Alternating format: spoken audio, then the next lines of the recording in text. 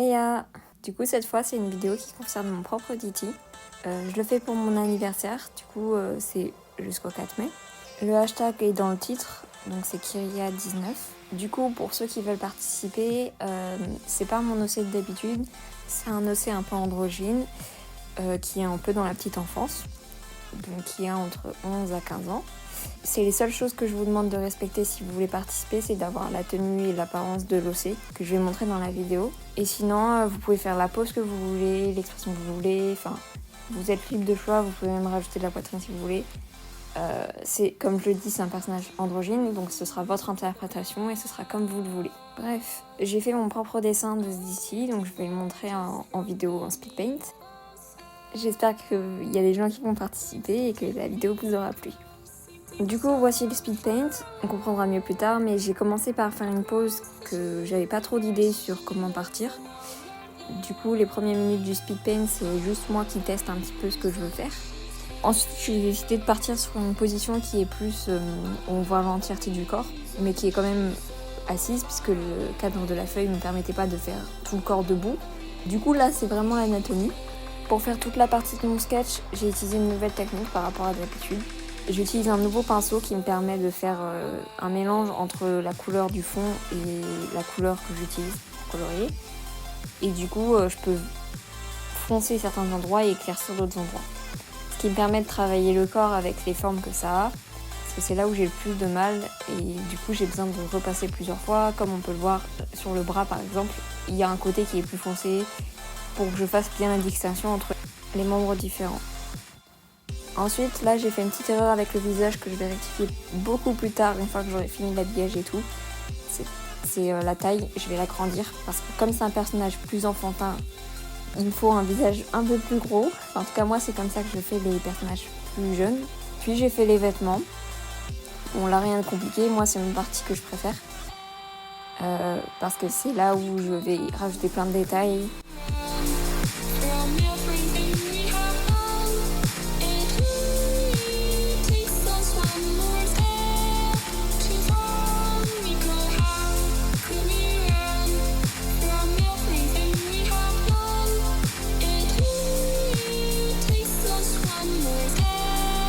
Puis après vient l'étape du line. C'est une étape de line, du coup je vais épaissir les traits qui me semblent importants et je vais amincir les traits qui me semblent moins importants. Puis forcément je vais faire de même avec les vêtements, à l'exception près où pour les vêtements je vais plus épaissir le trait puisque c'est quand même un matériau plus lourd que des cheveux.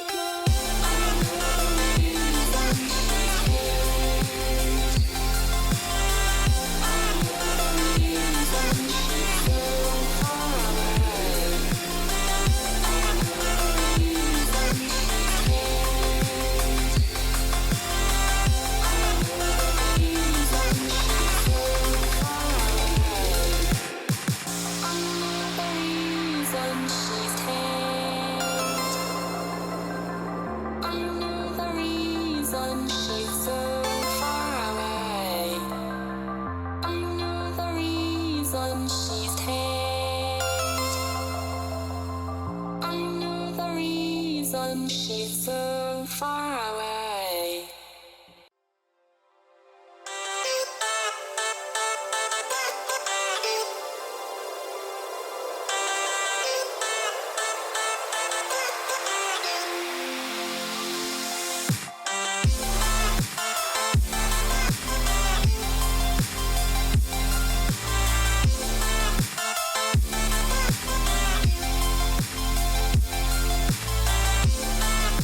Encore une fois, on a changé d'application pour la partie où je fais le shade et la plate couleur. Je n'ai pas filmé la partie application de couleur parce que pour moi c'est pas intéressant à filmer, c'est genre juste tu prends un seau et tu combles les petits trous. Du coup on passe direct au shade. Je vais prendre mon pinceau airbrush, je commence généralement par le faire tout petit pour placer là où je veux qu'il y ait des lignes de vêtements. Et plus je vais m'éloigner du point de départ de la ligne, plus je vais grossir le pinceau.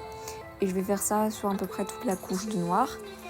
Et après, quand je vais passer aux couleurs plus claires, donc le noir, enfin le blanc et le bleu, je vais d'abord commencer par un gris très foncé pour le blanc et après je vais commencer à faire des gris un peu plus clairs pour faire en sorte que ce soit diffus.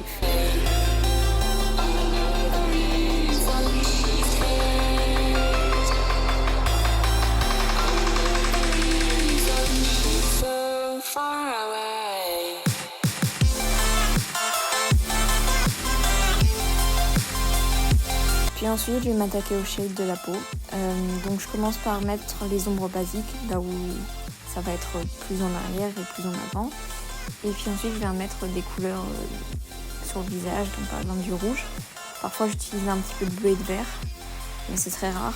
Donc en général, je mets juste une rougeur sur les points qui sont les plus à l'extérieur. Donc, par exemple, les mains, le talon et les joues.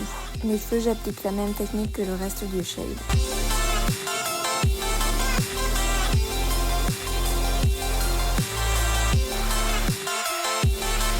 Ensuite vient le moment de faire le décor. J'avais pas beaucoup trop d'idées, alors j'ai juste fait un tapis sur des coussins. Et là, c'est très basique, je fais les formes des coussins et je les colorie selon l'ombre où est-ce que je les place.